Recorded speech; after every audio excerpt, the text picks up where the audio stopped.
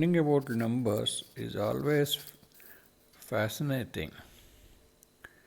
The value of the number depends upon its position and not the number itself. Let us take a 4-digit number 4521.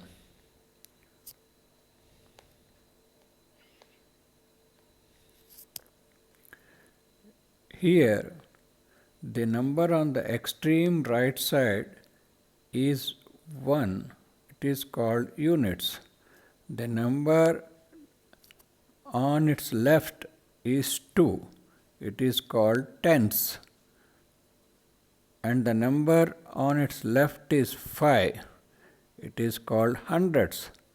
And finally, the number on its left is called 4. It is called thousands. So, 4 here means 4000, 5 here means 500, 2 here means 20, and 1 is 1. Finally, the value of this number is 4521.